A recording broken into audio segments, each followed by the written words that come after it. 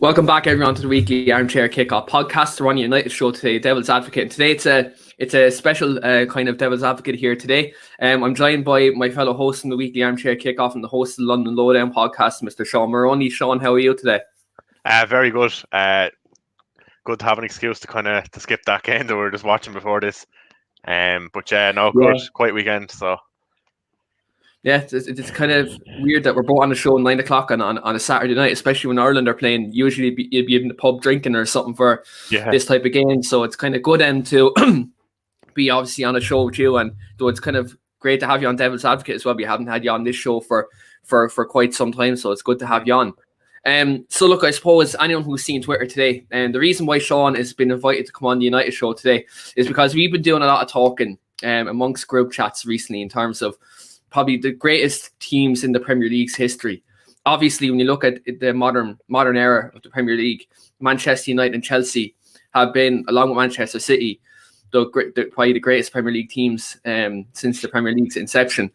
Obviously, these teams have gone on to win in the Champions League, and they've gone on to win in the Europa League. They've won domestic cups, also in England. So what we're going to do here today is we're going to have a debate in terms of an all-time Manchester United and Chelsea Premier League 11. Now, for everyone that's watching here today, everyone knows that I'm going to be as loyal as I'm going to have to be to Manchester United players. Anyone who knows Sean will know that he's going to be as loyal as he can to Chelsea players. But at the end of the day, we will have to be realistic and come to a collective agreement. Obviously, with the guys in the comments here today as well, get your comments in below. Let us know what you think about our players we have, about the teams that we do name out. If we're missing anybody, let us know. And look, we will obviously take everyone's opinions into account. And look, we'll see where we go. So obviously, look, with this being a best ever Premier League 11 between Manchester United and Chelsea, obviously there's going to be a lot of top players for every single position. So what me and Sean have done off air is we've picked a lot of players for all these different positions. Obviously, the formation we're going to go, we debated this, but we're going to go for a classic 4-4-2. Are you in agreement, Sean? Yeah, 100%. Yeah, fits what we need in. So. Yeah, so look, we're going to go for a classic 4-4-2. And look, I'm just going to get it out of the way. We're not even debate the manager. The manager is Sir Alex. Yeah, fair. Yeah, completely fair. Yeah. Yeah, so we go 4-4-2, and the manager is Sir Alex Ferguson. So that's what we're going to go. Amy's in the house. Amy says evening. And Jamie Gretton is also in the house. Jamie says evening as well. Thanks very much, guys, for coming on and watching, especially on a Saturday night at this time, though. It's very much appreciated. So I suppose goalkeeper.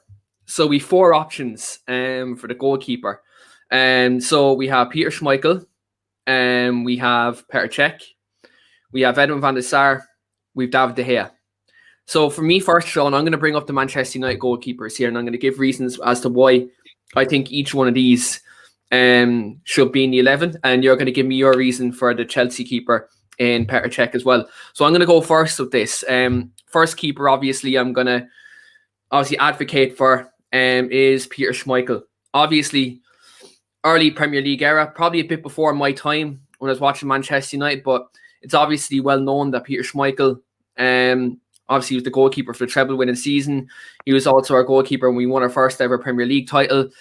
Obviously, he's a leader, a fantastic goalkeeper in his own right.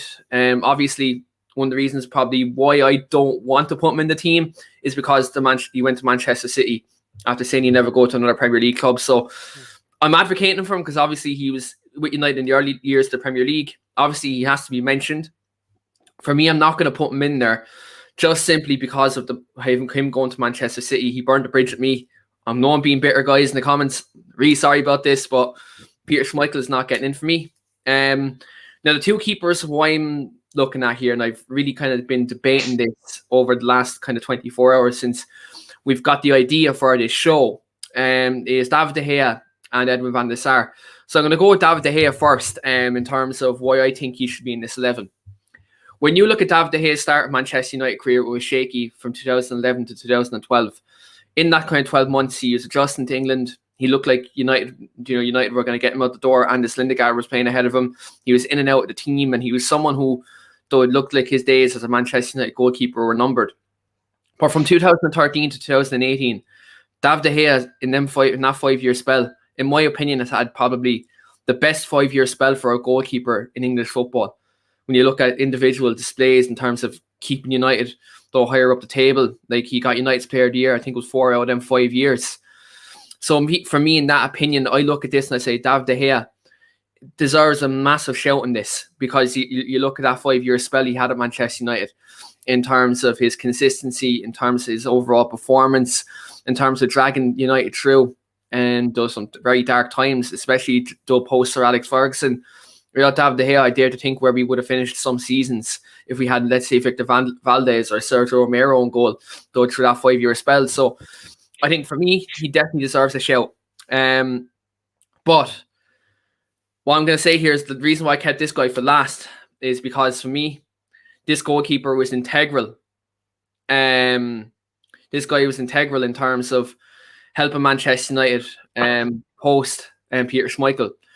We experimented with keepers such as Barthez, Roy Carroll, Tim Howard, but then we got a 37-year-old goalkeeper. He came in at 36, 37 years of age, and he came in and he didn't look out of place whatsoever. And this is my goalkeeper, and Jamie Gretna said it in the comments. Mr. Edwin van der Sar. Edwin van der Sar will be my goalkeeper in this team simply because he helped United get that clean sheet record in 2009. It was like 1,400 minutes or something like that without conceding a goal. We won the Premier League and we won the Champions League in 2008. He was obviously the goalkeeper for United's three-peat ranging from 2007 to 2009. And he was a player who came in and obviously helped Sir Alex Ferguson through a transitional period of the club. When you talk about the rebuild he done from 2006, obviously till Ronaldo eventually left in the summer of 2009. So for me, I look at De Gea. I think he narrowly misses out, because that, for me anyway, in terms of the Manchester United goalkeeper I'm going to pick there, I think David De Gea misses out in that 5-year spell. He's been world class in that 5 years.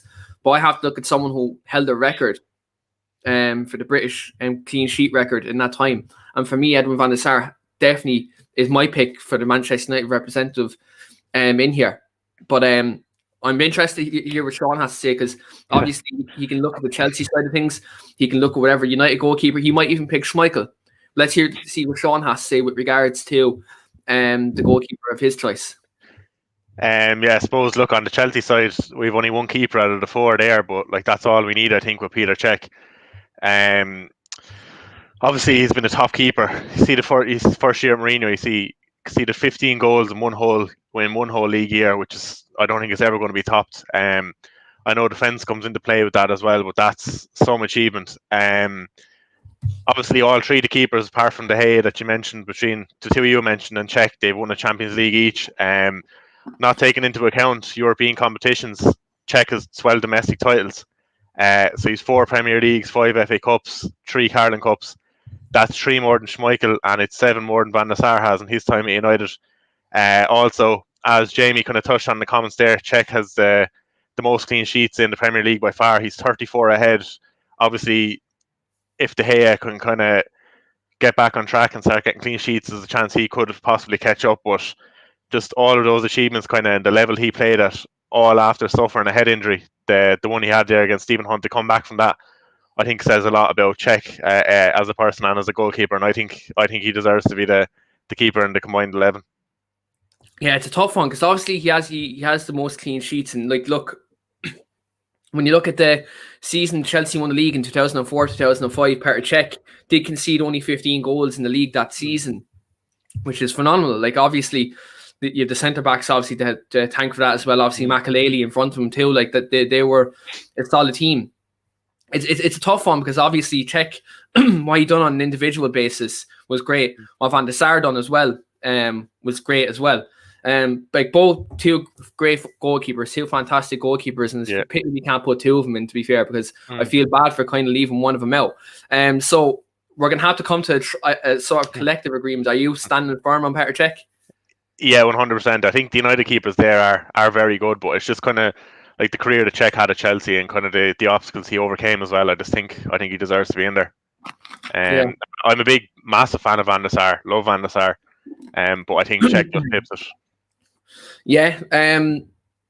Look, I think on the basis of this, I'm going to leave you have that one because I'm going to look for an allowance later on with this 11. So I'm going to leave you have Petr Cech because I do respect him. So we'll go Petr Cech for in goal anyway. Yeah. Right back now. There's literally only one United right back I have here. Gary Neville. I think, look, when you look at the time he had at United, to stay consistent at that level for that many years, up until the West Brom game, of course, he was arguably the best right back in the Premier League throughout his tenure at United until eventually, he got injured at West Brom game. Like, look, we don't even need to talk about that. He was finished at that stage. But I think Gary Neville, obviously, there's no other right back. You can obviously talk about the West Brom that we played in 2008. He played there for one season. Obviously, Raphael played in 2013. Not great. Paul Parker was before my time, so I can't advocate for him really. The only right back I'm advocating for, definitely 100% for me, is Gary Neville. Gets into this team for me. Yeah, no, definitely, completely agree with Neville being a shout there for the right back position. Just before I can advocate for the two Chelsea ones, I've seen Rachel commenting there asking why Kepa wasn't in the running for the keeper. Rachel, we're talking the best team at the moment, not the worst one. We might get on to Kepa later on, but I suppose, look, on Chelsea side, the right backs, we have two there, Branislav Ivanovic and Cesar Azpilicueta. Ivanovic, obviously, is probably one of the most clutch players we've had in the Premier League the last kind of 10, 11 years. Obviously, when he came here, wasn't a right back originally. He was a centre back that played out of position, a right back, and he gave Chelsea some serious years there. An absolute tank and someone who can always pop up with a goal, as we've seen kind of against Napoli in the Champions League and the Europa League final against Benfica. Also scored 2 actually against Liverpool in the quarterfinals of the Champions League to knock them out. And he got in PFA Team of the Year once, I'm sure. I don't think it's twice, I think it's once. And obviously Azpilicueta is kind of your Mr. Reliable there with 7 years now, kind of always consistent with his performances, always dropping at least 7 or 8 out of 10. Obviously Neville, the person we spoke with there, had a lot of praise for Azpilicueta over the last couple of years, calling him the best defender in the league. Obviously he's kind of starting to slow up a small bit now, but they're the two kind of Chelsea right backs at advocate for. 2 of them on their day could easily walk into this team, but I think I'm going to concede right back position to Neville just for the consistency he had and what he won throughout his career, and kind of he just kept the performances up without being obviously spectacular, but he always done his job exactly like Azpilicueta done. But Neville just had a very long tenure there. Yeah, I think when you look at like Gary Neville, like 9 Premier League titles and 2 Champions Leagues. Like you look at the other guys, they done it for a short spell of time. Obviously, compared to what Neville done, like obviously Neville done it at top level from like obviously the mid 90s up until 2010 really, because obviously that last year he really fell off. His form dropped off. So for me, I thought Ireland were after scoring there. I don't know, players try the bicycle kick. Yeah, look, for me, I'll go Gary Neville at right back. Definitely, because I think, like, look, anytime he played in the United shirt, more often than not, he dropped a 7 out of 10, 8 out of 10 every game. And, like, he was integral in terms of that right-hand side, in terms of how we were good down the years. So, for me, I'm going Gary Neville at right back. I do agree. So, we both collectively agree on that. So, that's the first collective agreement of the team. I don't know how many more we're going to have. But definitely, I think Gary Neville, right back, is a shoe-in. Centre-back. Now, this is where we're going to have a problem, because I know I think 3 out of the 4 walk in. I think 3 out of the 4, if you're playing the back 3 centre backs, you play all 3 of them. But I'm going to obviously name the 4 centre backs we have. So we have Rio Ferdinand, we've Nemanja Vidic, we've John Terry, and we've Ricardo Carvalho. Now, obviously, honourable mentions such as Desai as well, someone who we could definitely mention, in that regard. He was obviously another top class centre half. We're not mentioning, no, not a whole. Harry Maguire and David Luiz do not come into this conversation. Not at all. If we're talking worst players for biggest transfer fees, then we're talking. But like in terms of all time, Harry Maguire is most definitely not getting into this conversation. Not at all. So obviously, look, for me, I'm going to obviously advocate for one centre back here. I think has to walk into it is Rio. I think Rio Ferdinand had absolutely everything. Like, obviously, he could tackle, he could play out from the back, he was quick. Do you know what I mean? His aerial ability. He's even coming up from corners, he was good, and like you could see how he commanded the back four. And you seen especially when he was out for that long period of time in 2004, how United fell off and we didn't win the league that season. Arsenal went on and done the invincible season. Like, United were top of the league before Rio obviously got suspended that time. So for me, I think when you look at the centre backs, obviously there's three of them who you debate as being probably in the top three, probably best centre backs in all time in the Premier League. When you actually look at the three players we have in Vidic, Terry, and Rio Ferdinand, I think the three of them are probably the best ever to ever grace the Premier League, to be quite honest. So for me, I think if you're talking about the top three of them, Rio Ferdinand walks in for me all day of the week, every day of the week.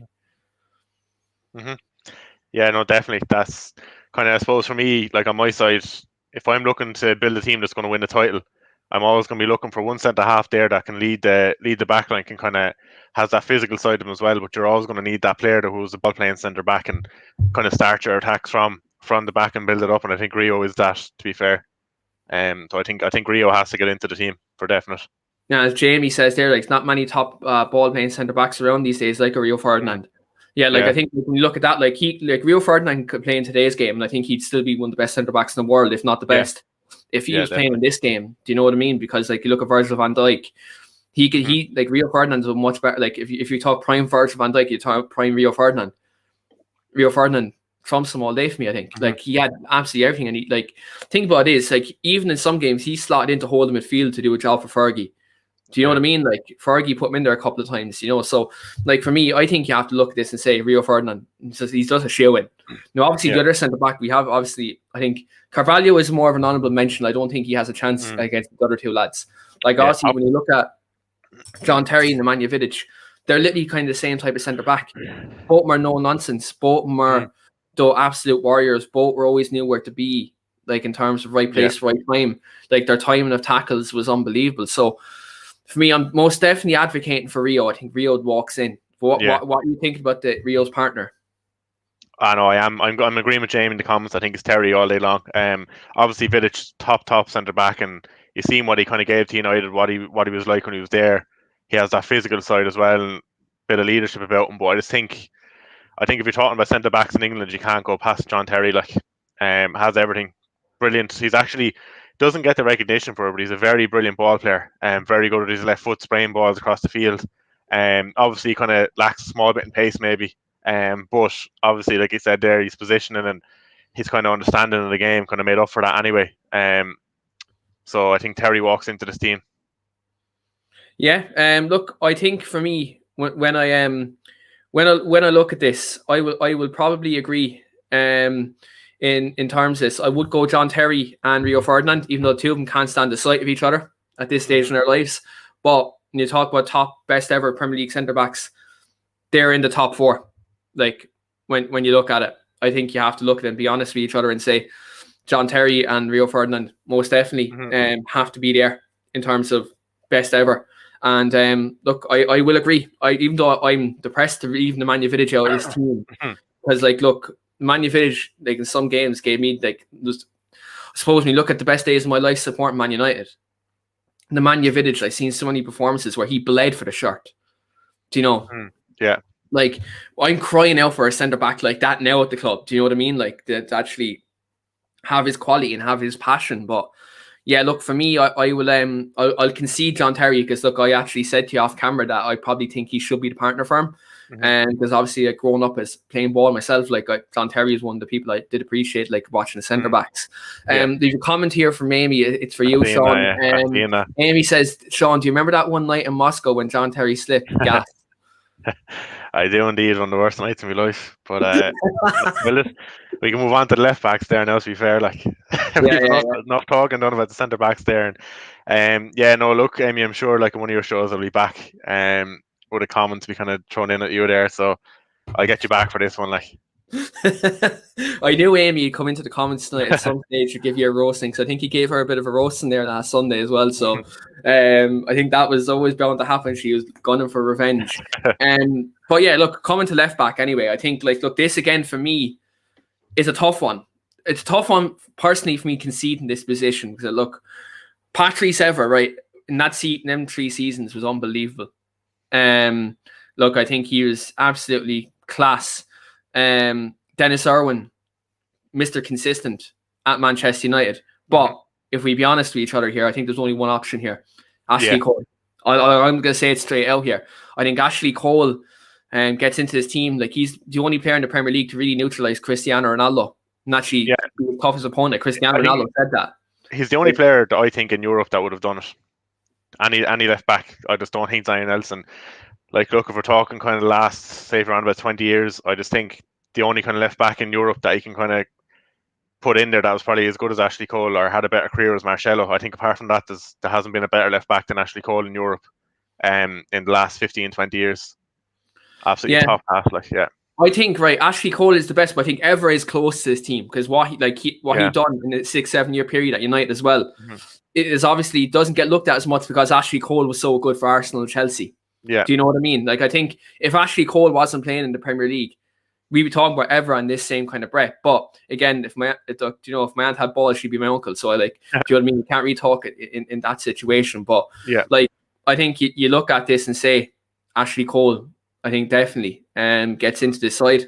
It's not even debatable really, because like, he was the best left back in the world. And even I was going to even just take away from United and Chelsea, when you look at them England teams underachieved in the European Championships and the World Cups down the years, Ashley Cole was always very good in them competitions. He was almost England's best player when they went to them competitions.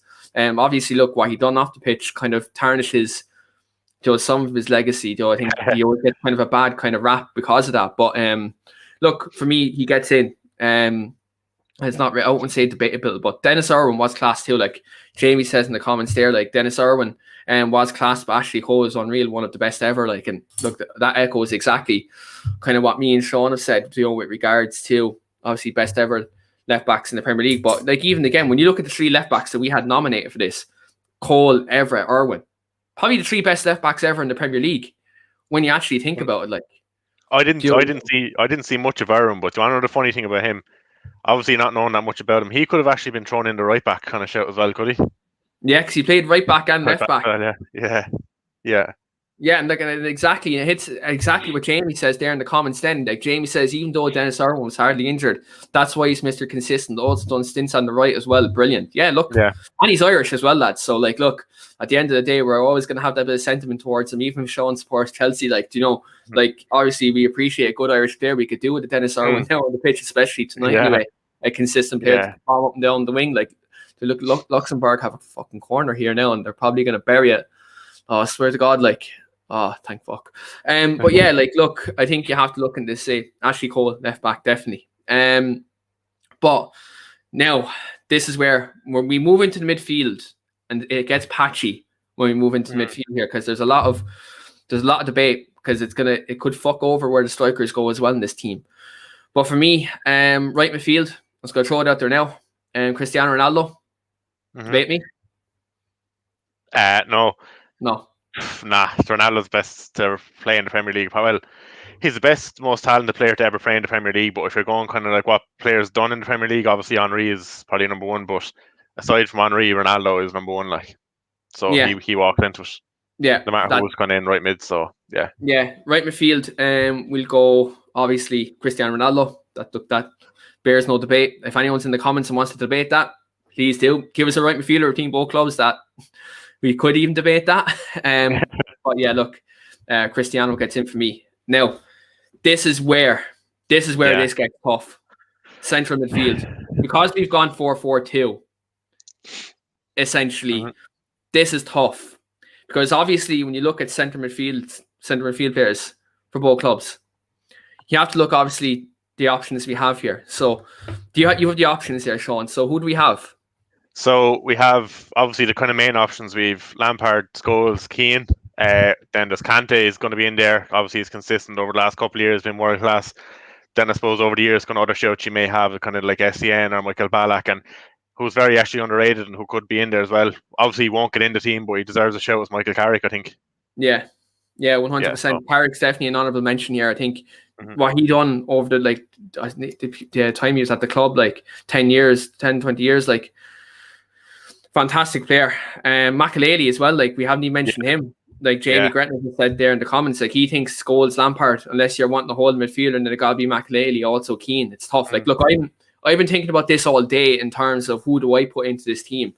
Because for me, right, I think I made my mind up in about 2 minutes on this. For me, this is tough because Paul Scholes, right, what he could do with the football, he could dictate the pace of a game on his own.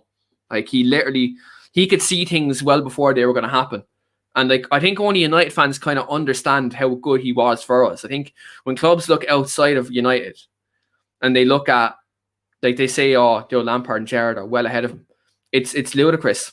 I think it is, because like, you look how his goal scoring ability for United, when you look at his assists, when you look at like how he used to control the tempo of a football match, not many players could do what Paul Scholes could do with a football. Like, and I think this is where it gets tricky, because obviously, right, you look at Roy Keane.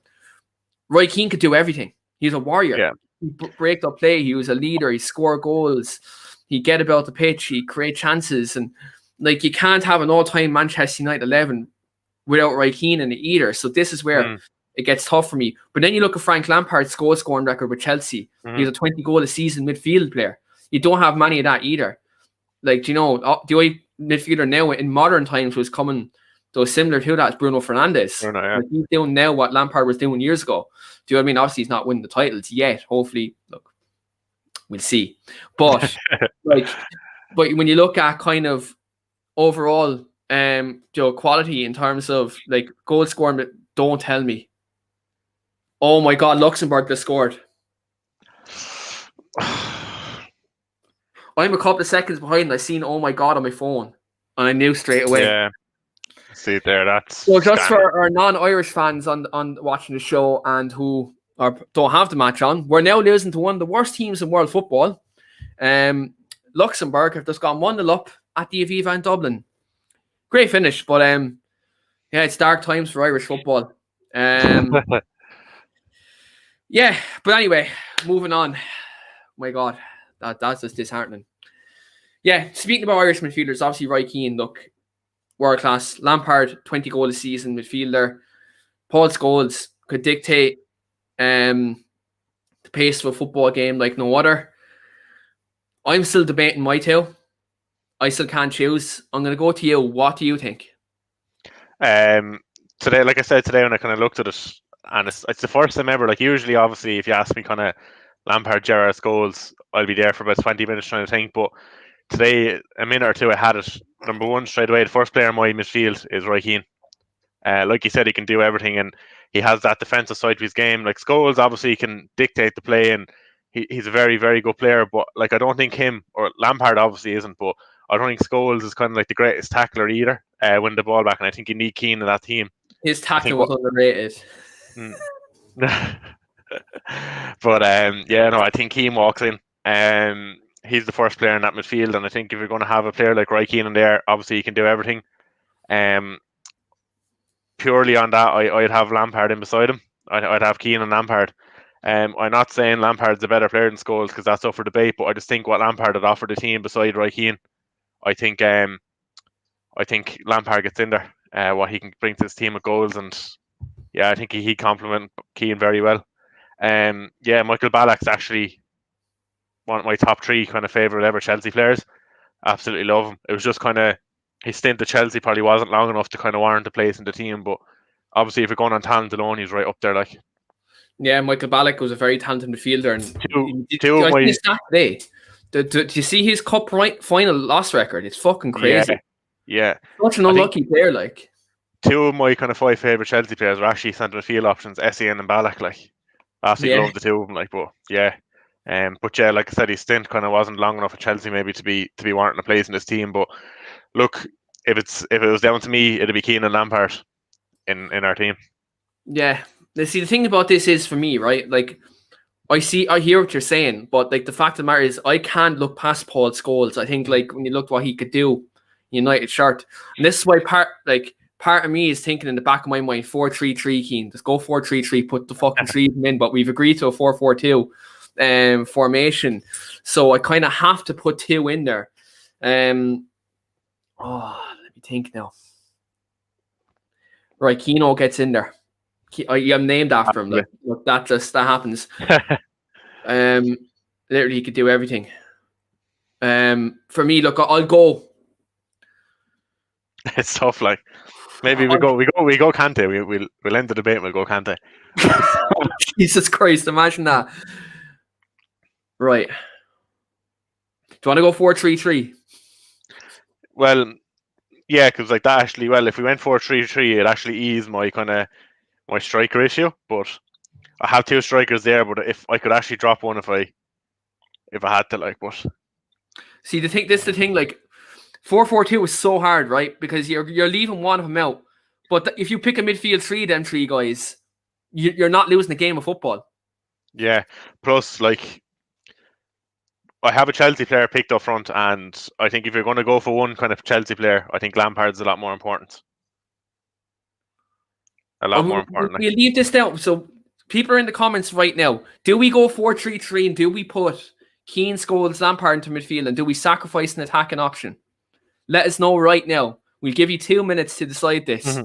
Do we go 4-3-3? Do we sacrifice an attacking option? Let us know right now. Mm-hmm. Because obviously we've Ronaldo in the team as well, so we have 2 positions to pick from. We striker and left midfield. So Jamie says, I'm just out the window. Scholes isn't in this 4-3-3. Absolutely. Look, I don't want to leave him out either. We kind of overthought with 4-4-2. So, right, we go 4-3-3, Sean, will we? Yeah, we'll lose the striker. We lose the striker. Right, perfect. 4-3-3. So, midfield 3, the probably 3 greatest midfielders in the Premier League ever anyway. So, Scholes, Keane, Lampard, there you go. Sorted.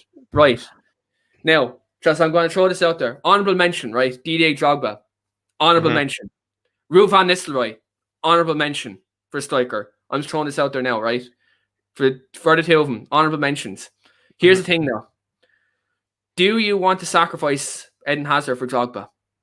No. I think Hazard walks into the team every day of the week, even over Giggs, over Drogba, and even he's in it. So I sacrifice Drogba for Hazard. Yeah, so this is the thing. Now, obviously, we're going to debate the left-hand side now in a second, but I just want to say, like, are you giving me Wayne Rooney as a striker? Oh, yeah, all day long. Because that's the one I was keeping. That's the one I was keeping it for, was the striker. Yeah. Wayne Rooney, for me, look, United's all-time top goal scorer, England's all-time top goal scorer. Hopefully Harry Kane doesn't break that. But for me, I look at this and I'd say Wayne Rooney all day. Like, he could literally do everything. Yeah. But I could have played Wayne Rooney off the left and given you Drogba as well. Like, but obviously, like, for you, Eden Hazard's your candidate for the left-hand side. So, I think we go obviously Ronaldo on the right, Rooney up top. Now, left mid. Left mid is where we have a bit of struggle here. Because obviously Eden Hazard, individually for Chelsea, carried that team for years. In terms of winning games on his own. I remember that game 2015 when Louis van Gaal went to Stamford Bridge. I've talked to you about this before, Sean. Yeah. Van Gaal went to Stamford Bridge. And we went there, had 75% possession. Chelsea beat us 1-0, 1 moment of brilliance from Hazard to Oscar. Yeah. That game won Chelsea league, because if we won, I think we were like 3 points off you at that stage. But there was a 6-point gap, and obviously you extended that to 9. Obviously you went on to win the league in 2015. But obviously Hazard, look, I think when you look at all-time players in the modern era in the last 10, 15 years in the Premier League, Eden Hazard has to be up there in terms of best individual talent. In the Premier League. I think you have to look at that and be honest. You look at his downfall now at Madrid, it's sad to see when you've seen how good he was at Chelsea. And I'm just going to throw this out there now, because I've seen a debate on Twitter today, and people are trying to compare Mo Salah to Eden Hazard. Behave yourselves. Like I'm saying, I don't like both clubs, right? I don't have any love for Chelsea. I definitely don't have any love for Liverpool. Let's get that straight. I have no love for both clubs. But when you look at world class individual talent, Eden Hazard is much more talented than Mo Salah. Mo Salah's a good goal scorer. He's a good goal scorer, but for me, I have to say Eden Hazard is a lot better than Mo Salah, 100%. Yeah. So for me, I go Eden Hazard is there on the left-hand side, but I have to make a case for Mr. If we're talking Mr. Consistency, you're talking a period of time staying at the top level. Left midfield, I have to make a case. I'm in agreement with Hazard, right? But I think Ryan Giggs, like in terms of how he could, adapt his game, not only playing as a left midfielder, but coming into midfield as well. and to stay consistent at the top 11 in the Premier League for over 20 years deserves an honourable mention. I think he deserves respect in this 11. But if we're going on individual talent and win the football match, I think you have to put Eden Hazard on the left. But I think Ryan Giggs definitely deserves a respectable shout in this. Yeah, definitely. And I think myself over the years, I underrated Giggs a lot. I didn't kind of give him the recognition he probably deserves. Obviously I thought over the years I thought he would have been average. But when you kind of look up more into him and stuff and kind of what he done and what he actually offered to United, he's top class. But yeah, just for me all day long, like you said, if you're going on talent and kind of just watch him week in week out, I think Hazard is in there. Yeah. I think he is. I think as well. I think Hazard goes on that left hand side. But again, look, if you're picking this 11, and it could be another time, I probably would have went Giggs. But look, I have to be honest. You're going on individual talent. You're going to win the game, a football match, and someone could turn the game on his head on a drop of a hat. Eden Hazard is that type of player. Imagine him, Ronaldo on the wings. Wayne Rooney dropped into nearly almost a false 9 position, even. Do you know what I mean? And if the two boys come inside inverted, forget about it. Forget about it. That's literally all I'd say to you. Especially Keane, Scholes, and Lampard behind them. You're not getting that football. You're literally not. Do you know what I mean? Obviously, look, Ireland are in that final minute against Luxembourg there now. The referee just blew up. Luxembourg have just beaten Ireland. In the qualifiers, Ireland have yet to win a game. Their first 2 games against Serbia and Luxembourg. We now have to play Portugal next, I think. Bruno Fernandes and Ronaldo playing against Ireland. What do you think, Sean? Before we get to the worst ever United and Chelsea 11, what are your thoughts on Ireland having to play against Portugal coming up after that game? Yeah, look, if we did have any chance of qualifying, we would have having to win tonight because Luxembourg are poor. Very poor, but I'll say again, I wasn't expecting too much out of Ireland anyway, because I just seen in the group chat there a few minutes ago, the talent pool isn't there. The quality of Ireland, obviously, from we had years ago, and you had Paul McGrath and the boys playing, it's dropped dramatically. I just don't think people can place the full blame on Stephen Kenny. Obviously we aren't doing well at all, but just the players aren't there. And Amy just says there in the comments, Qatar next week and then Portugal in September. Hey, do you know what though? If we can go back to the game, we'll be back in stadiums by then. Hopefully, you don't know with our government actually. To be fair, we could still be in the 5-kilometer limit by September. But is that in the Aviva? Well, I'll actually pay double the price for a ticket to go up and abuse Bruno for the whole game. You fucking cunt! You will not. Well, I'd say, do you know what though? I'd say Amy will be up at the game with a half Portugal, half Ireland jersey with Fernandes on the back. What do you reckon? Wouldn't put it past Amy. Yeah, absolutely. Jake is in the house as well. Jake says, "Hey everyone, apologies for being late." Yes, so Jake, we're actually going to give you a rundown since you're coming at an opportune time. We've literally just picked an all-time and Chelsea and United 11. So we're going to give you a rundown of the team, Jake, since you've entered the chat here now, and you can give us your thoughts in terms of our 11 and in terms of what you think any changes that should be made. So we originally were going to go 4-4-2, but then we switched to a 4-3-3. So we started the goalkeeper. We put Petr Cech in goal. We went Gary Neville right back. We went Rio Ferdinand, John Terry at centre half. Ashley Cole left back. Midfield 3 of Keane, Scholes and Lampard. Then the front 3 we went Ronaldo, Wayne Rooney, and Eden Hazard. So obviously Ryan Giggs missed out. There's a lot of notable obviously absentees in the team, but they all make the bench. We've a 12-man bench. They're all going on the bench, and we've a 5 substitution limit as well. So look, most of them will get a game anyway as well. But if anyone has any different choices in terms of the 11 I just named out there, do let us know in the comments. And Ian, question for you: out of all the kind of players we left out there, if the starting team we had was playing a game, we needed a goal, who are you bringing on out of the other options? So you have your kind of Van Persie, Van Nistelrooy, Drogba, Giggs, Scholes, or we have Scholes on the team, sorry, Robin, Zola, Ivanovic, obviously a clutch player. Who would you think you'd be bringing on if you needed a goal? Well, we 5 substitutions, right? So hear me out on this. I'm going to go Van Nistelrooy. I think Van Nistelrooy is clinical ability poacher in there. If you're bringing on an extra player, then if let's say we take off a Hazard and we go direct along with the poacher and you bring on Drogba beside him, I think, and they obviously Drogba flicking into Van Nistelrooy with Rooney kind of floating around them. Yeah. Ronaldo's obviously there as well. Someone who we've actually forgot. There's someone we forgot on that bench, and he's a super sub for coming on scoring goals. Mr. Ole Gunnar Solskjaer. He has to be in the show here. Like when he was playing, he'll come on and get you a goal every time as a super sub. But now when he's managing, he doesn't make subs. From what I've seen at United, like there's literally, like it could be like the 80th minute and he'll throw on 2 or 3 players then, like, but same as when Lampard was over Chelsea. Fergie's the manager of this team though, like. Because Fergie was like notorious for making substitutions. Yeah. But look, I think if you're talking right, goal scorers off the bench, right?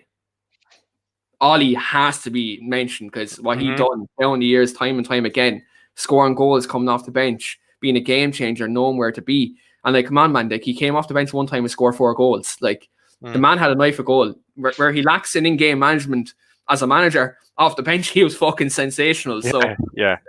Ollie definitely deserves a mention here. Obviously we have a 5 substitution limit. We can throw on all the strikers, like, you know, it'd be grand. Obviously Zola deserves a mention as well. He was someone who was like, I remember watching like football years ago, and this before Chelsea became a proper rival. This is around 2002, and like Gianfranco Zola was just sick. Like he was one of them players who I admired from a distance. Obviously, he's a young kid growing up watching football. So yeah, look, Zola definitely deserves a mention in there.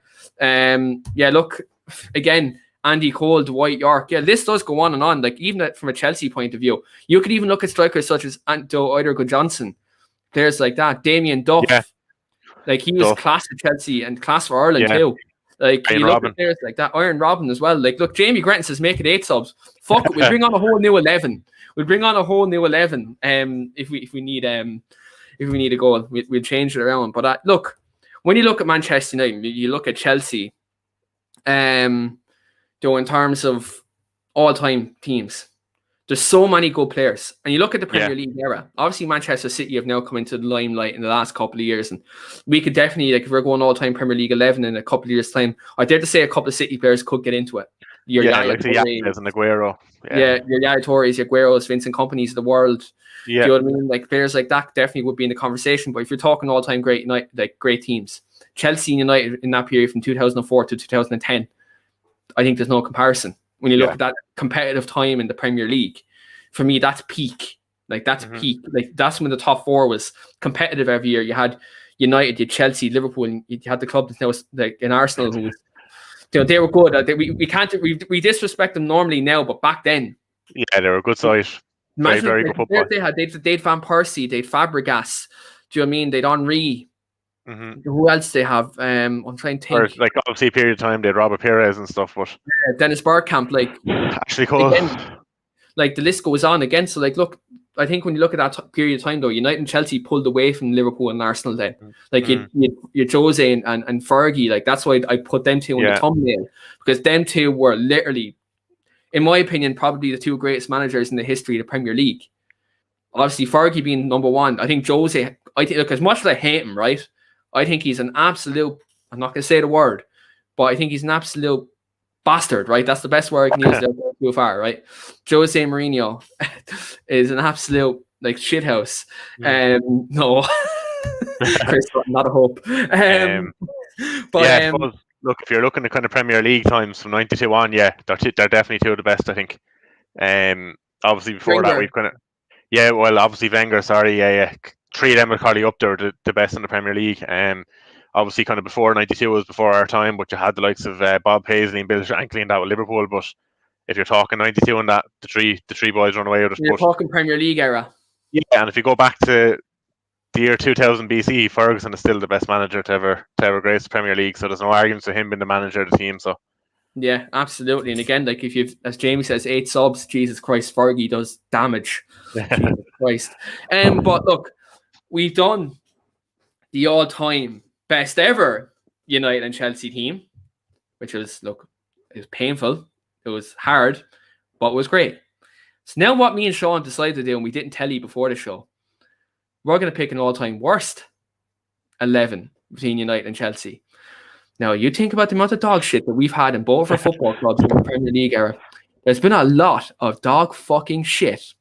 So, obviously, I'm allowed to swear because look at the time we are in the podcast. It's 10:15 tonight.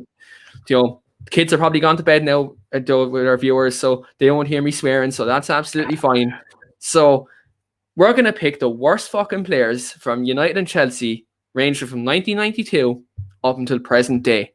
Now, there's a couple of guys in here, lads, who, let's just say, fans from rival clubs might not be happy, but we're going to go there. We're going to go there. First of all, Jake says Shevchenko, one of the biggest flops. Taibi in goal. Jamie Gretton says, and Bebe.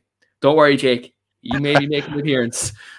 Right, so we're going to go goalkeeper. I said this to you last night. Obviously, the right Carl's the world. With Thomas Kuszak, the likes of United. But for me, I've seen how bad this goalkeeper was for United. Massimo Taibi has to be starting goalkeeper in this shit team. How bad he is that I didn't even know he existed. Like, I didn't know he was a keeper. Like, did you look up any videos of him? No, I didn't. I must do it later on. When you mentioned him last night, pick up your phone there now. No volume. Look up Massimo Taibi, Man United. Look at that goal he conceded, right? And I'm telling you now, he gets into this team. Anyone in the comments, do you agree with me when you look at World Series United and Chelsea goalkeepers? Massimo Taibi. He's going in for me. He's definitely going in for me. I haven't even seen him, and like this, when you're explaining, like he's definitely going in because the other options we have there are fairly poor. Like you have your Ray Carl's and kind of Ross Turnbull, maybe Rob Green, but Tabibi, like at least like some of the boys didn't play many games, but at least Tabibi got his chance and he showed how bad he was. Like, yeah. So yeah, the way you fucking put it there. At least he got his chance and he showed how bad he is. Yeah. Where is he? How do you spell his name? So, Taibi. Yeah. So look, do you see Massimo Taibi versus Southampton? Yeah, Letizia shot, is it? Yeah. I remember him. I didn't know that was the United keeper. Yeah. I didn't know that was the United keeper. Yeah, awful keeper. Yeah. Jamie Gretton says he'd even tell you himself. Massimo Taibi, undisputed number one of the United and Chelsea shittest ever team. He has to get into it. Sorry, just got a bit of a Romelu Lukaku prop there. Obviously, you know I'm on the Lukaku to Chelsea train now, which has a bit of prop art coming in there in the group chat. So yeah, Taibi, we agreed he's definitely the keeper. Taibi, 100% undisputed number one shithouse goalkeeper. You get in there, absolutely. Right back, here we go. Throw out the nominations and let's see. I suppose some of them here are kind of. Obviously, they're very poor players. I don't think they'll be in the team, but you'll have the likes of Ashley Young, Darmian, and the one for me, Khalid Boularus. I think the Cannibal has to get in there. I don't know how he was a right back. You can make a case for him. An aggressive number 9, didn't he, on the back of his shirt as well? That it was the worst thing ever. Most hideous thing ever. Number 9 in the back of a right back shirt. Like, I think he played about 6 games and he got sent off in 2. So. Yeah, look, at least Ashley Young and Darmian kind of contribute in certain games. And Darmian started in the Europa League final and won the Europa League. Ashley Young won an FA Cup and actually went up front in that game when he came on. Yeah. So I think, look, I'll give you Bull Rose at right back because number 9 at right back, that automatically gets him in. So, centre backs. So, obviously, we have Mr. Injury himself is there, Mr. Phil Jones. Then we've Tyler Blackett for United, and then we've 2 Chelsea mentions. We have Tal Ben Haim, and then I think it's kind of prime target for me is Papi Djilabadji, who signed for us about 3 or 4 years ago under Conte. Signed in January, didn't play a game. He got loaned out to Sunderland then, and he was horrific. But Chelsea still managed. Well, Marina still managed to make a profit on him, but I just don't know how that was the case. But yeah, I think the Djilabadji gets in. We go Phil Jones and we go Djilabadji, will we? Yeah. I wouldn't mind. Just from kind of what managers were saying about Phil Jones when he was at Blackburn, I thought he was actually going to turn out to be a decent player. He was actually all right in his first year for United, but after Ferguson left, Jesus Christ, Phil Jones' United career just went from having a very high ceiling just to it wasn't even a slow decline. It was literally gone. It was like going on a roller coaster. You get the steep kind of drop. That was literally Phil Jones' Manchester United career. Yeah. Do you want to hear a fun fact though? Phil Jones has more Premier League titles than Steven Gerrard, don't he? Steven Gerrard, yeah. So yeah, look, I'll go. Phil Jones and Gila Bodgie. I don't think anyone can even disagree with that. Mm-hmm. Yeah. Fair enough, yeah. Yeah, absolutely. Jamie Gretton says in the comments, Phil Jones had the potential to be top, but his injuries have took over and he'll retire early. Jamie, I don't know if he'll retire early. He's stealing a living at United at the moment. Like, literally sitting on United's treatment table, taking selfies and earned about nearly 100 grand a week. Do you know what I mean?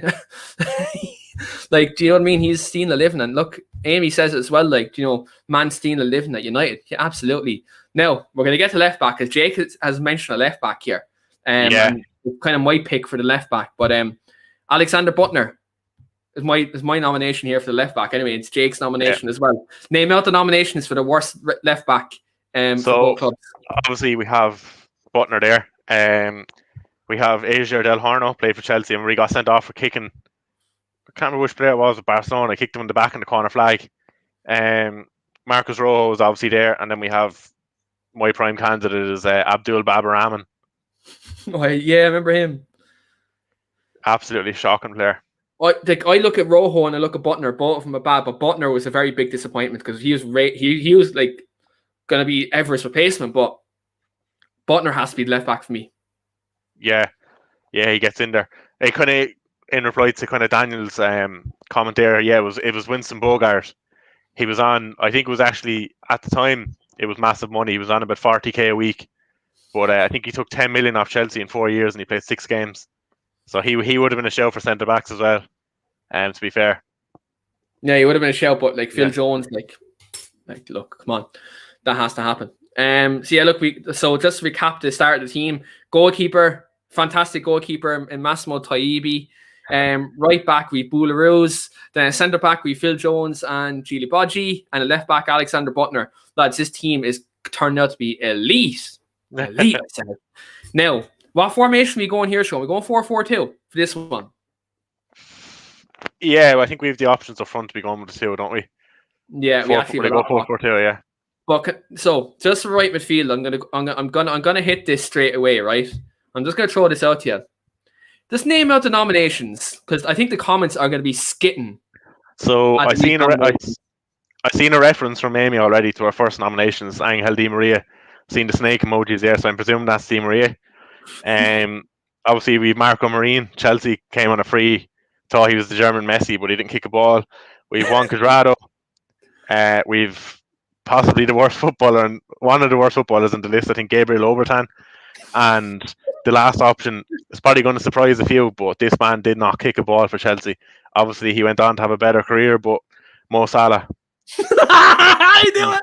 I fucking knew you didn't, bro. I fucking knew it. Honestly, did not kick a ball. I knew you left Salah for last. Yeah, didn't kick a ball to Chelsea. Like obviously people are saying he didn't get a chance in that, but he played enough football. Like, and like when he came, I actually really wanted Chelsea to sign him after seeing him play for Basel against us. Thought he was kind of that option where he's not a good dribbler, which he's not a great dribbler, but he makes those run-ins behind, like, and I thought he was going to offer that to Chelsea. He done it once against Arsenal, of all teams. Obviously, we know what Arsenal are now.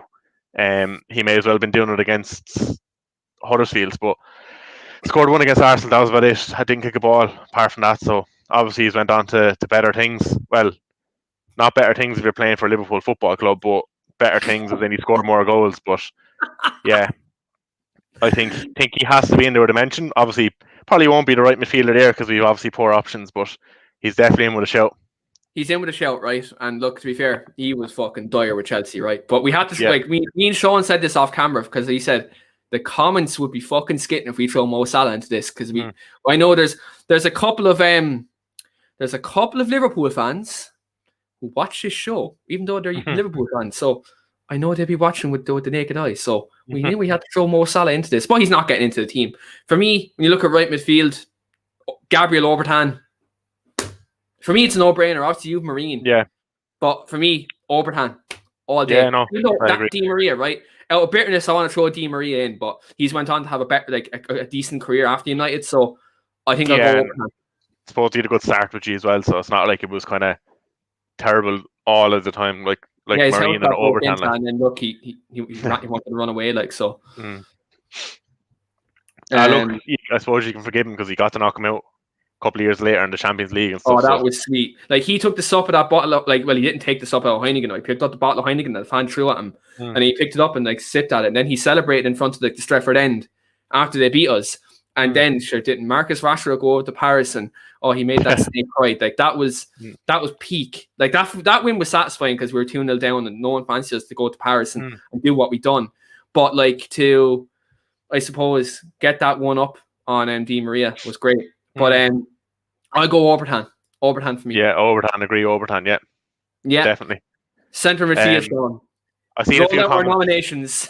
Yeah, seen a few comments there about the right mid. There's a few options kind of people commented there that we didn't have in the right mid section.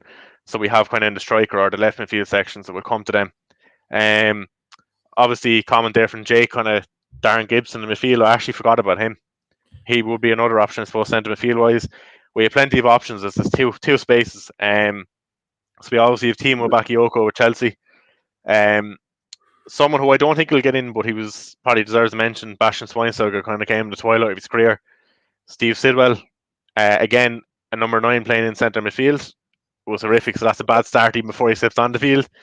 Then we have one who played for both clubs, Juan Sebastian Veron, Kleberson, Morgan Schneiderlin, Eric Jemba, someone who a lot of the viewers probably didn't even know played for Chelsea, but Monero came on a free when Scolari was here, played about 5 games, I think.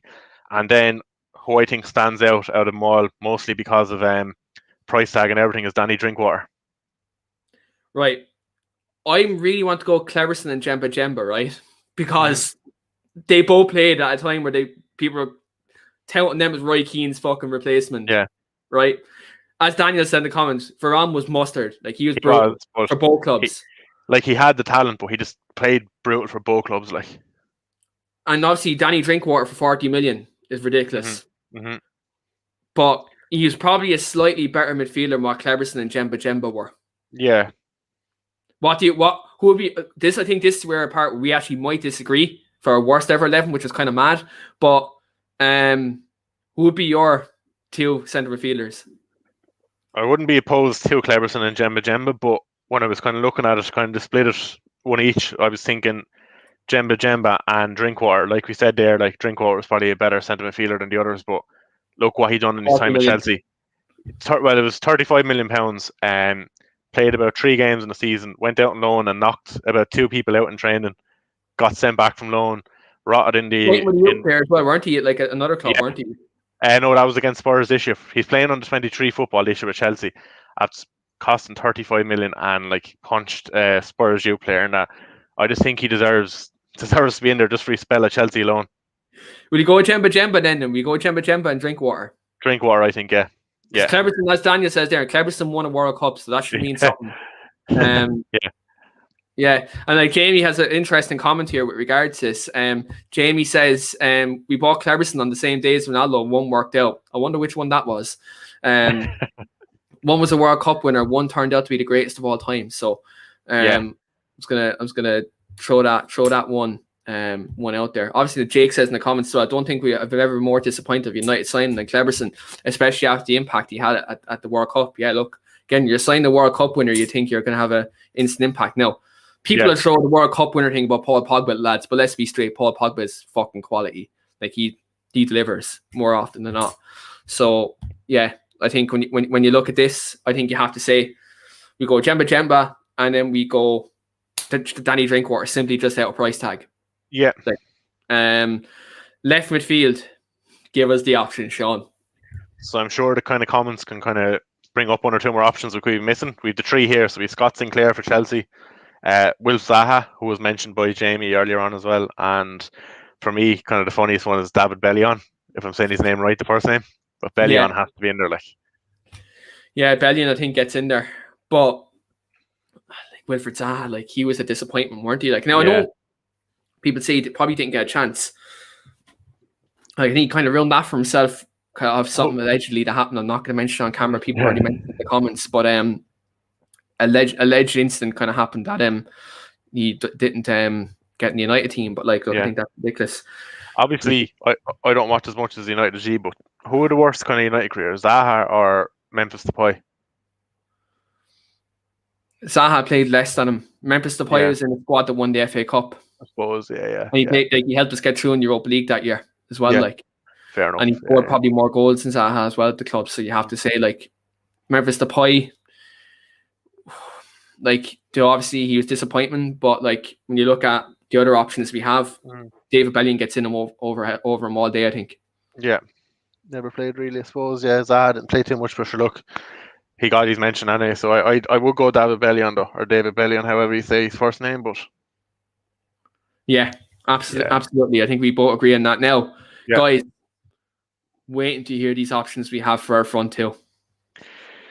So obviously start off someone who done poorly for both clubs, Radamel Falcao.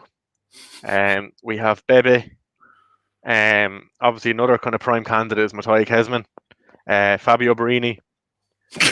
The one I think is gas is Dong Fanzu. Forgot he even played for United. Hey, can I throw something out there? Because the comments will know this. I know I hate to bring it up for you, Sean, because I know you hate this, but Sir Alex Ferguson made Chelsea give them Dong Fanzu a guard of honour at Stamford Bridge.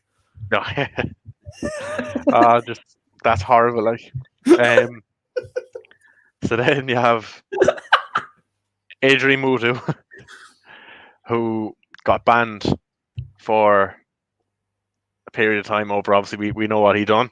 Then I suppose we have Torres in there. Torres is probably in there purely because of his price tag. I wouldn't have him anywhere near the team because I thought he wasn't too bad. Obviously, he wasn't great for his price tag, but he's not as bad as some of the ones mentioned. Hey, look, he got a crucial goal that got you through in the Champions League, to be fair. And then when he was like our main striker, he did score 22 goals in the season, which isn't too bad. Like, then we've Federico Macheda and Claudio Pizarro. Did you throw Shevchenko into the nominees? Oh, you see, you can throw him in there. I'm a big Shevchenko fanboy, like, but you can throw him in there. But Daniel seems to be a massive advocate for Shevchenko to be put into it now. third comment, yeah. I actually liked him. Thought he wasn't as bad as people said. Obviously, he didn't live up to his kind of price tag or his name, but kind of in the same boat as Torres, maybe. Yeah, he scored a few goals for Chelsea. But he scored one of my favourite ever Chelsea goals against Spurs, actually, in the quarterfinals of the Carling Cup. What goal was that? He cut in on from the right and with his bad leg, kind of the edge of the box, literally rifled it in off the post in top corner. He cost £30 million, Daniel. £30 million at the time, which was very big. Yeah, so that's obviously at the time, like when you look at the transfer market, then that was very big money. So look, I think my front two, even though like all them Chelsea players, like Claudio Pizarro, this is actually hard, right? Because like there's a lot of bad strikers there, a lot of bad players. Do you know what? We didn't mention him, and Amy's after bringing up a very, very good point. I think he's a walk-in. I forgot about him because he's so shit. To be fair, he was actually, he was so bad. Can I throw him in there? Are we going to put him in left mid or up front? Well, he can play both. Do you know what I'll do? Take out Bellion. I'm doing you a service, brother. You're coming out of this team. You're coming out of this team, brother. So David Bellion, you've got to miss. Alexis Sanchez, you're substituted into that left-hand side. Good shout, to be fair. You were a disappointment. You sold me dreams playing that fucking piano. Yeah. Oh no, I can't believe you actually bought a player from Arsenal and expected it to go well. Like, well, I suppose Van Persie did go well. Van Persie went well, but like the current club, the current Arsenal, not the previous one, but yeah. You know what though, to be fair, when Alexis Sanchez signed for Manchester United, I'm not gonna lie, people can go back to my social media. I thought this is gonna be the knight in shining armour, like, because you looked at Alexis Sanchez at Arsenal. Yeah. Man, he was sick. He was at that time. He was probably the only left winger in England putting it up to Hazard, really. At the time when you bought him, like. Yeah, and like this, I was going to go there to Daniel's comment as well. And Makeda scored. Like Makeda doesn't get in for this moment, I think, when he scored that goal against Aston Villa. And Martin Tyler's commentary, like Makeda, like that was fucking mental. I remember being like a young fella watching that game and just man, goosebumps, man. Even though I watch that game now, though, like when it's Sky Sports Retro or something, like when on demand games come on, and you watch that game, like it was such a close game against Villa, and like if we didn't win that game, Liverpool could have won the title that season, and then like. For Makeda to do that was epic, especially in 17 years of age. Yeah. I see Amy saying there she had a shirt with Sanchez in the back of it. She also has a shirt with McTominay, so she must go for all the shit players, does she? Oh, whoa, Sean. All the poor players. Right. Sanchez, I can agree with, but no one's got this Scott McTominay in my company. Scott McTominay is one of my favorite players at the club. He's much improved. He's not our worst player. It could be worse. You can have Fred on the back of your jersey. Come on, to be fair, yeah. Do you know what? Do you want to? Even though since we've all mentioned all these players who we've Jamie mentioned it, he's Di Maria on the back of the shirt, right? Everyone in the comments, I want you to throw in who's the worst player you have on a football shirt. Throw it in now, because I'm gonna get yours first, guys, and then I'm gonna throw my one at you. You're gonna laugh your holes off. I mean, I'm expecting a McTominay in here now, lads. So hey, I have McTominay on the back of my shirt. He's not the worst player I ever got on the back of my shirt. I got Max Sauce number 39 on the back of my shirt, actually. I got it drunk in Old Trafford. Anyone who's watching the show who went to that game with me, you know the story behind that. But in the comments, guys, give me the worst player you ever got in the back of a Manchester United shirt. Obviously, you two shout to Di Maria and Sanchez. Anyone else in the comments, who's the worst ever footballer you've got in the back of your shirt? Jake says he knows someone who has Kagawa, Di Maria, Falcao on 3 of his shirts. Kurt, Jesus Christ. Oh my God. Right. I'm gonna hit you because I'm gonna hit you with 2 players who I got in the same season, right? So anyone who lives in Ireland who's Irish and watching this show, right? The other way you can go to Lifestyle Sports and you can get players printed onto the back of your jersey. So obviously I got my junior cert results, right? So I got a load of money obviously because I done very well in the junior cert, not bragging or anything, but I was a very kind of cool up kid in school, do you know what I mean? But obviously I went and bought in 2012-13 season, I went and bought the tablecloth jersey and the white jersey. We 2 very nice jerseys that season. So on the home jersey, I tried to get Van Persie 20 on the back of it. Lifestyle Sports didn't have the available letters, supposedly. So then I got Antonio Valencia number 7 on the back. Now look how bad he played in that season at number 7. Yeah. He was unreal when he had the 25, but he played so bad at number 7 that season. I got Valencia 7 on the back of my jersey. A shout out goes to who people think I got in the white one. I'll give you a minute to react in the comments, guys. Who do you think I got in the back of the white jersey that season? I'll give you 30 seconds to a minute to get it in the comments who I got in the back of the jersey that season. It's going to be a shock. When you look at that, think it back to the 2012, 2013 squad and who I got in the back of the jersey that season. It's someone you wouldn't expect. We'll see now, Sean. Let's see if anyone in the comments gets this right before I say it. Who did I get? I still have the jersey in my wardrobe, actually. I might throw it on. Oh, man. We'll see now in the comments. Can anyone guess who I got in the back of the UA jersey in 2012, 2013? Is this the white with the blue on it, or is that earlier? The white with the red, though. It kind of had the little collar. Yeah. Buttons at the top of the jersey. Did I see a snap of you with this jersey on before? When I went to United in Cluj in 2012-13. So if no one who's guessed in the comments, I'm going to throw this at you now, guys. So Daniel says Michael Owen. You're incorrect, Daniel. It was a good try, though, because I had number 7 in Valencia. Amy says Anderson. You're a bad player, but I didn't get him on the back. Oh, 2012. Go on, you go on. Phil Jones. Oh, no. I got Jones number 4 on the back of the jersey. This is the season when Ferguson said he was going to be as good as Duncan Edwards. I got Phil Jones in the back of that jersey. To be fair, I wore that Jones jersey when he went to the new camp and he marked Ronaldo out of the game. I had that jersey on that day. But yeah, Phil Jones, 2012-13 season, I got Jones in the back of the jersey. I was trying to think of my jerseys there. I went through a stage when I was getting jerseys first, kind of like 2003, 2004, kind of, and I had a lot of good names. Like you had Damien Duff, who I thought was a decent player. Obviously, a John Terry. Jake is not happy. Who else did I have over the years? The only one that I think is hilarious is one of my favorite players growing up by far. was Pablo Aimar. He's played with Benfica, if you remember him. But he was with Valencia for years, and I was fucking obsessed with him, obviously. And I was up in Mayo, and it was my birthday actually that week. My brother went along, and he paid, I think it was like about 110 quid to get the brand new Valencia jersey with Aimar in the back of it. I got back on the Tuesday, and Valencia sold him on the Thursday. Literally 2 days later, he got sold. Brother paid 110 quid for it. I got Ronaldo on the back of my 2008-2009 jersey, and he went that summer. So I burnt the jersey. Like I because Ronaldo's my favorite player. Like I was depressed off my head. I threw the jersey in the fire. I was so disgusted that he left the club. So I literally took off the United jersey. Like the fire was lighting, threw it in. My mother looked at me. She's like, "What the fuck you have to do?" And I was like, "Yeah, fuck that prick." Like, you know, I was literally like, those obviously young child rage. Do you know what I mean? Type of thing. But at least we've kind of went off base. We were talking about jerseys and all that. We haven't picked our front two. I think Don Van Zyl, obviously, was our striker. Who's going to be our other striker here? We put Sanchez on the left. I'm having Kezman in all day long. So we're going to go Don Van Zyl and we're going to go Kezman. Yeah, I think.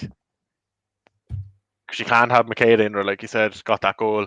I think Bebe and Fabio Brini are coming in with shouts as well, but Chris Sutton is definitely a shout. Jamie mentioned it. I was actually going to say Chris Sutton. Obviously, he was unbelievable with Blackburn and Celtic. I think he was good at Blackburn. He was unbelievable with Celtic, but came to Chelsea and didn't kick a ball. Yeah, absolutely. He's definitely a shout.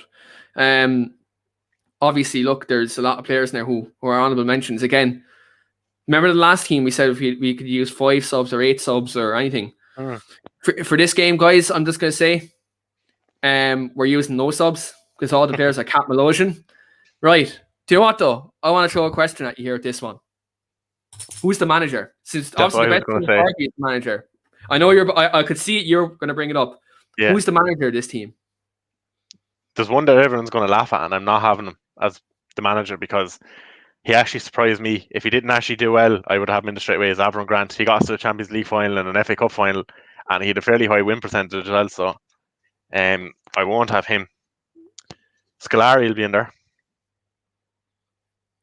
Hey, whoa, Amy. Hold on a second. No. Hold on a second, Amy. Not a hope in hell. He scored a lot of crucial goals to United. That's not happening, girl. No way. Not a chance. Obviously, yes, Scolari. David Moyes has to be in there. Moyes has to be, yeah. Frank Lampard. Would you give him a shout? No. No. Obviously, you know, I don't rate him as high as most Chelsea fans, but I think he did do a good job in that first year, getting us top 4. Yeah, I'd agree. Obviously, he's not the best at between the both clubs, but he's not in with this, I don't think.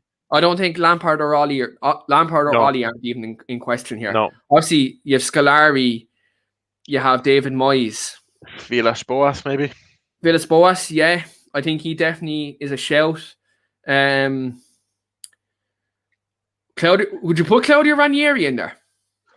I don't know. He got a second before Roman even had the money fully in. Well, he came in the first year and he didn't have the full big spend until Mourinho came in, but I think Ranieri got a second or third in the year before that. And obviously we came 4th then when Gronk it was 2 years before we came 3rd, and then the year before Mourinho came in we finished 4th on the last day. We bet Liverpool the last day. Gronk scored the goal, so yeah, I suppose, yeah. Well, I'm going to throw this at the comments, right? Even though he was at United at an interim basis, right? Ryan Giggs for 4 games, 1 win, 1 draw, and 2 losses. But no, sorry, was it 2 wins, 1 draw? Sorry, I got it wrong. It's 2 wins, 1 draw, 1 loss. Ryan Giggs, is he a nomination? Because he always in for 4 games, Yeah, 4 games. I wouldn't say so, but if he was there with a longer period, he would be mentioned. I've no doubt. Yeah. I suppose Moyes, Scolari, Villas-Boas. There's going to be another Chelsea manager here somewhere. Will we leave this one to the comments? I don't think I can decide in this because all of them are really bad at each club. Yeah. So, guys, it's like ask the audience and who wants to be a millionaire here, right? We're going to leave this one up to you. So, the nominees we have here is Luis Felipe Scolari. You have Andreas Villas-Boas, David Moyes. Who else is there? Is that it? that was it so far that we could think of. Yeah. Yeah, so we Scolari, Philip Boas, or David Moyes. Who we haven't in the comments, guys? Let us know. Because I can't decide because all of them are pretty cat, to be fair. Right. Yeah. Giggs, yeah, I don't agree. Obviously, he actually played it decent enough, but yeah, he probably should have got a bit longer, yeah. Obviously, Van Gaal came in and we all know what happened there. But out of the three managers we have, Scolari, Philip Boas, or David Moyes, guys, please let us know. And Jamie Gretton says Moyes. Let's see if anyone else in the comments, if we get David Moyes, we will come obviously to that. Daniel says Lampard for me after all that money he spent there, terrible for the first 6 months of the season. Like he got in the top four with no money spent, so I don't think you can do that. Like, because then we'd have to put Ollie in. Obviously, then if you're putting Lampard in, you have to put Ollie's a nomination. But I wouldn't put the two of them. I'm kind of touching on Jamie's comment here. I'm just gonna Chelsea with so many managers. I'm gonna have to look back because I think I'm forgetting someone. There has to be. There's someone else there. Everyone else is saying David Moyes though, so I think we'll be come to that collective agreement. Even though if you want to throw in a Chelsea manager, you can. Yeah, no, I think it's Moyes, regardless of who I drop off going from first to seventh place. Just that, it's even just the name alone, like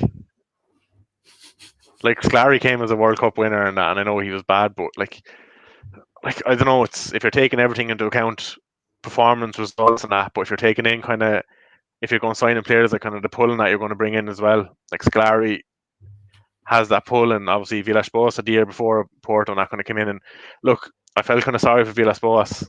Obviously it was kind of reported in the news when Lampard got sacked. Kind of started getting brought back up about Lampard, like people complained about player power, but obviously the same thing happened to Villas-Boas at the time. He tried to implement his own style and kind of get rid of the old guard out of the team and that, and obviously locker room changed on him. Kind of he was ousted out, but could have done something with more time. You just don't know next following season if he got the chance to build.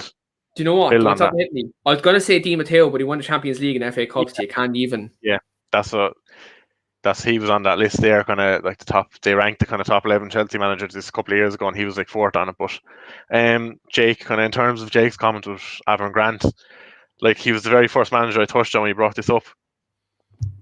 If he said it before he actually came into Chelsea, he'd easily be the worst. But to be fair, I think he had a 60-something% win percentage with us.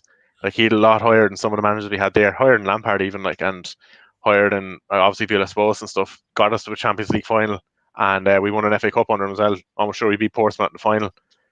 So I wouldn't have them in there. Yeah, 100%. Look, I agree. So yeah, we'll go with David Moyes. But look, obviously, we've been on an hour 18 minutes, and it's been actually a great chat.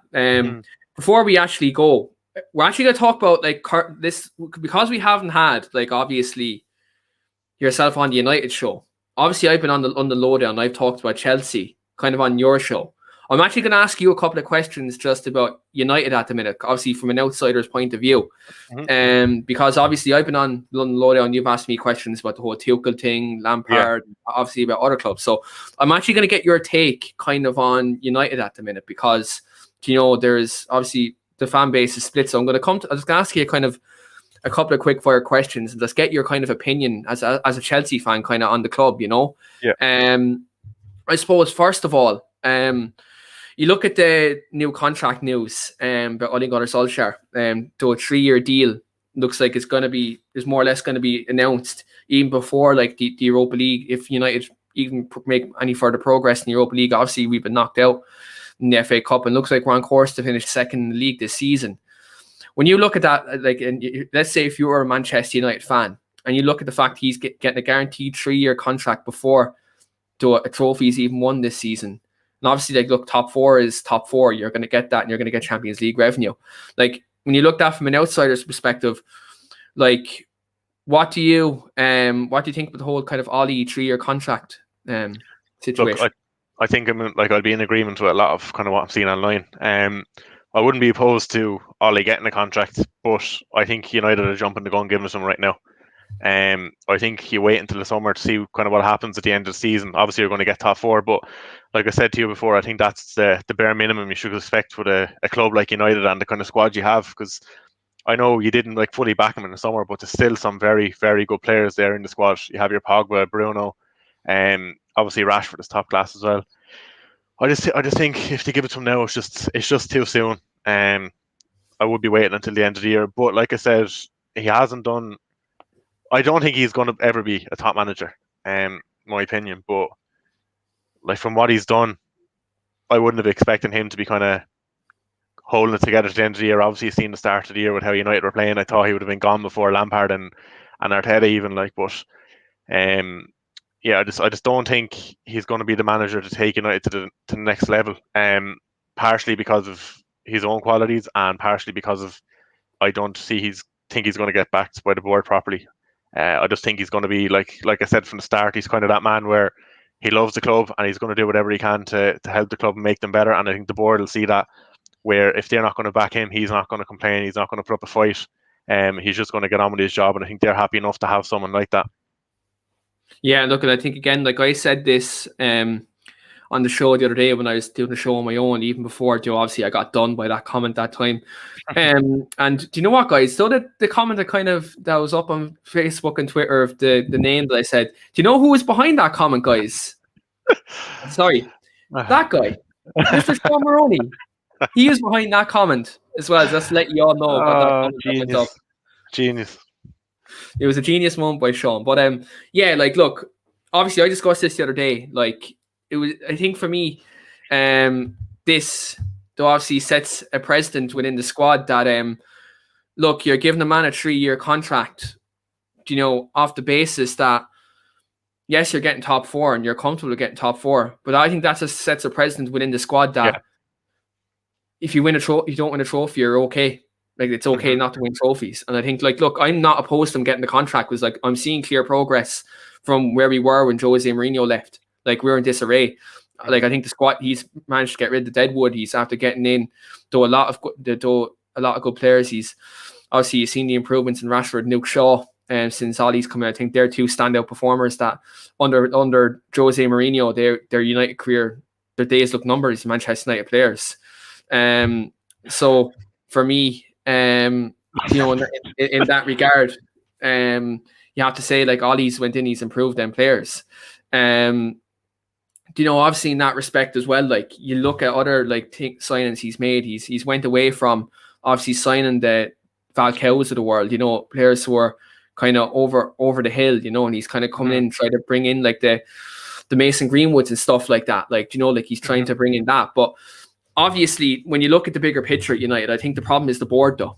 Like, because regardless, and the precedent's been set. The precedent's been set when you look post 2013 when Ferguson left. The board is happy you're getting top 4. Every manager who's made progression, right, since post of Alex, they've never been backed after that. And this is how I'm going to prove it. 2013, obviously 14, Dave Moyes doesn't get backed. Finishes 7th, gets sacked. Louis van Gaal comes in. United have no Champions League. He gets a whole rake of players. Gets top 4. Doesn't get back the next summer. Jose Mourinho goes on. Wins Europa League. Wins Carabao Cup. Doesn't get top 4, but gets Champions League qualification. Doesn't get back to the full. Jose Mourinho finishes 2nd. Gets an FA Cup final. Doesn't get backed. Gets sacked by Christmas. Ollie finished 6th, came in, steadied the ship though. Next season, finishes 3rd, gets to 3 semi-finals. That's like 2 semi-finals, obviously the 3rd one this season. And now this year he's on course for finishing 2nd. And we have a potential run to the Europa League final. So another semi-final. And it could be another semi-final and then, winning trophies. But see, this is the thing. But this is the thing here, right? And this is where Jamie's asking me in the comments, am I happy with top 4 every season? I'm not. We should be challenged for the league every year.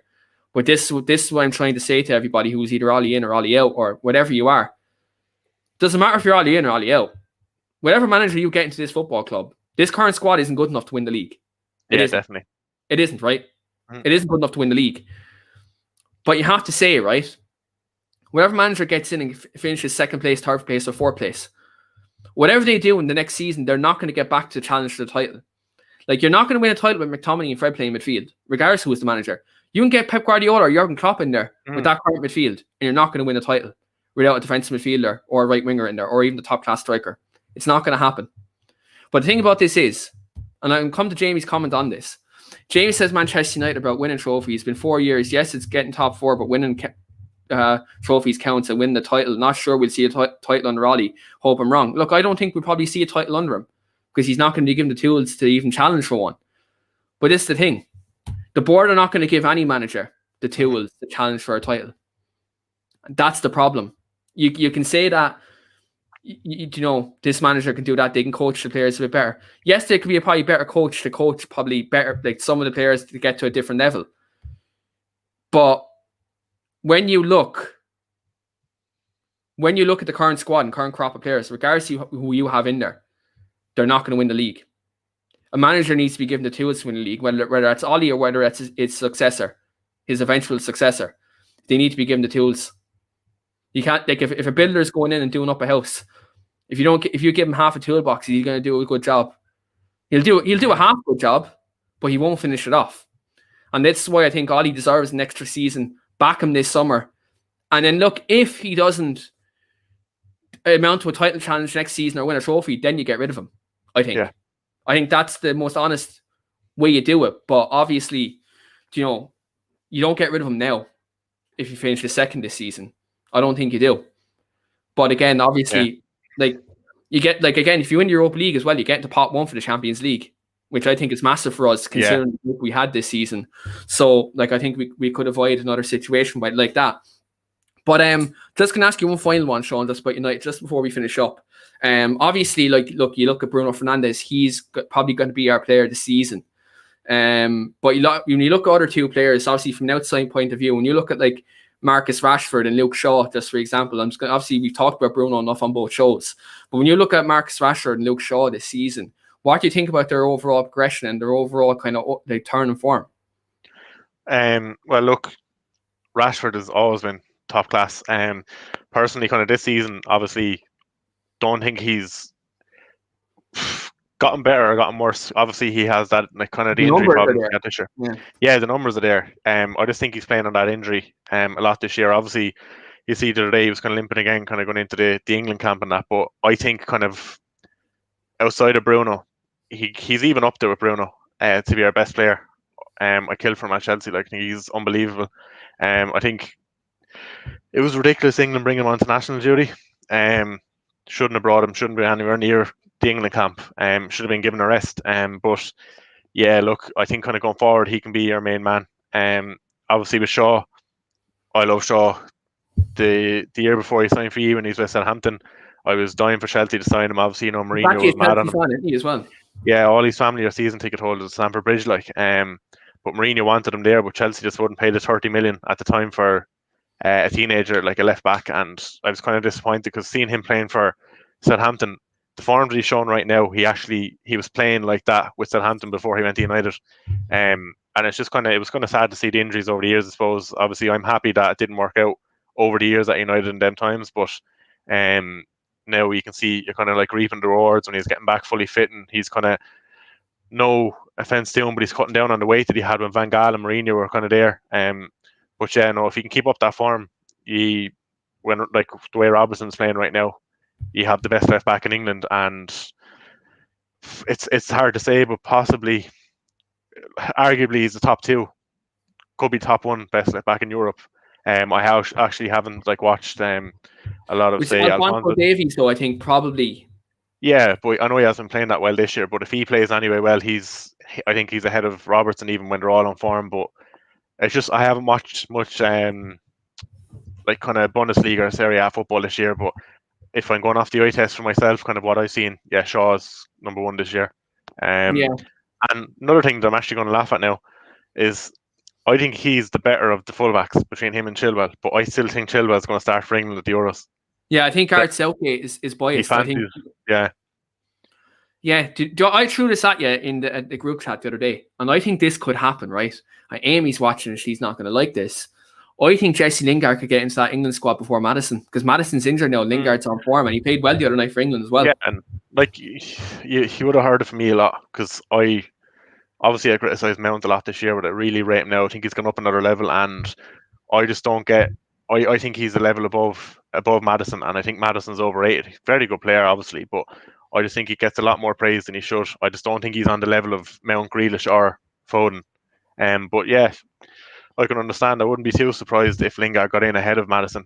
It wouldn't surprise me too much, obviously, with Maddison's kind of injuries this year and that. Do you see that? Amy agrees with a Jesse Lingard point. Or Maddison, I suppose. Yeah, no, it's understandable. Like, it could happen. Kind of listening. Obviously, you know my favourite reporter, kind of Matt Law. He's actually, I was listening to him on a pod the other day, the London Blue podcast, and he's actually been promoted now. He's covering England and that as well, and he was kind of going through kind of who he expects to start for England in summer from being in the camp and all that, and kind of seeing stuff. But he thinks Mount is definitely going to start, and Reece James has that right back spot nailed down. But he said the most interesting one is the battle between Shaw and Chilwell. He thinks it's 50-50 at the moment. Like, personally, obviously coming from a Chelsea fan, after watching Chilwell all season and Shaw at United, I think Shaw should be that starting left back, but you just don't know with Southgate. Yeah, because he has favouritism. Like, I think Southgate does. He has favourites. He's kind of like Ollie in that respect, like, in terms of having his favourites. But look, I'd love to see Lingard get back in there, just because, like, look, his overall redemption kind of for in a 12-month period, you know, from like the year he had last year. Not even like in terms of football, we know his form went down the hill last year, but you look at like, you know, Lingard's overall kind of, like, he had issues outside of football, COVID issues, family issues, and kind of seeing come back from all that and look at his form for West Ham and how he's actually, you know, he's got back into the England team, and like he's shown his qualities that he has as a player. Like, and I always did rate him. It's just obviously he's a victim of Rashford and Bruno just being better players, like, you know, essentially at United.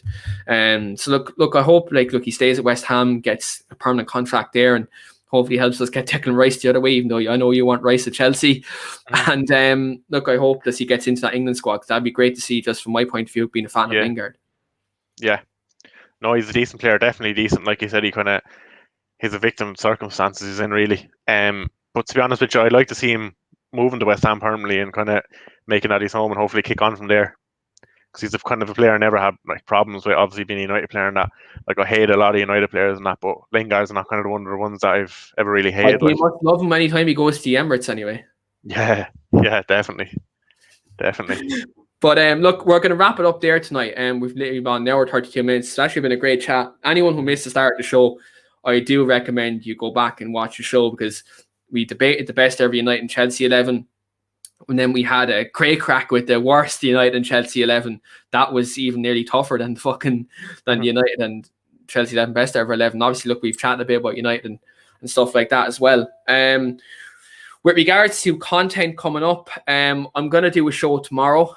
Just obviously any latest United news and transfer news, I'll do it tomorrow. I'll either get someone on me or I'll do it by myself. Jamie obviously said in the comments that we should do more of these cross shows.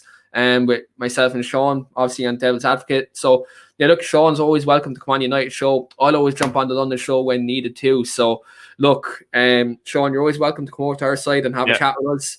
Especially, it's a pity we don't have Shane in the comments, but he's obviously keen to come on the London show, and United are the second biggest club in London. Like, he always pops in with that comment, but yeah. Amy, what do you think? Are United the biggest club in London, or what's the crack there? We'll have to find out. But we could say that if we say London's red, then the way I think about it is other clubs might get a different idea. Do you know what I mean? So London's yet to be determined. That's what we'll say at the moment, because if we say London's red, there's another club who might get an idea. But anyway, thanks very much, Sean, coming on. I'll be back tomorrow. I'll let you know on Twitter tomorrow, on the Weekly Armchair Twitter, at Weekly Armchair, as you can see on the banner below as it's going across. And look, do follow Sean at SeanDowley12 on Twitter. He'll keep you updated as well with any London Lowdown content coming next week. I think he has a couple of guests lined up as well. So look, he'll let you know about regards to that. And as always, look, you have me there at Keane_Franey for any Man United propaganda, Bruno propaganda. I haven't spread much of it recently. I've been kind of quiet on Twitter. I've been trying to stay on my best behavior recently.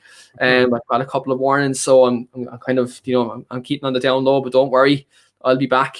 Don't worry, I'll be back with some propaganda coming soon. Football Premier League is back next week, so Propaganda FC will be back. So absolutely drop a follow, you know yourself. And look, do like the video, do subscribe to the channel, do give the share on Twitter as well, on Facebook, whatever kind of social media site you're on. And any support, though, is massively, massively appreciated. And as always, you know, look, we always aim and strive to give you the best content possible weekly. So Joe, do show your support, because it's absolutely massive appreciated. And next week we've no 3 Devils in the Gooner. The girls have a day off next week, and obviously no football on last week. There's nothing really for them to reflect on, so they'll be back the week after next. Amy, Rach, Jen, and Chell, and they'll be back as well. And we have a new Gooner coming soon as well. So you're telling me you have to wait 2 weeks to get Amy back in the comments? Well, it's gonna be a tough wait. Like we may get Amy on Devils Advocate for you. We may get Amy on Devils Advocate, and Amy says in the comments, annual leave, woo. So yeah, don't worry. It's paid holidays as well. It's paid holidays for the girl. Because apparently I'm paying my people to come on. I'm just going to put that rumor to bed now. Yeah, because I'm working a job 40 hours a week and I have enough money to pay people to get on the show and then pay my rent and bills. Good job, guys. But anyway, thanks very much, everyone, for watching. I'll get that 50 off you there now we finish, all right? Yeah, that 50 off you there. Yeah, no bother at all. But yeah, look, thanks very much to everyone for watching. And look, we'll be back tomorrow. Perfect. Thanks, Keane. Appreciate it. Thanks, everyone.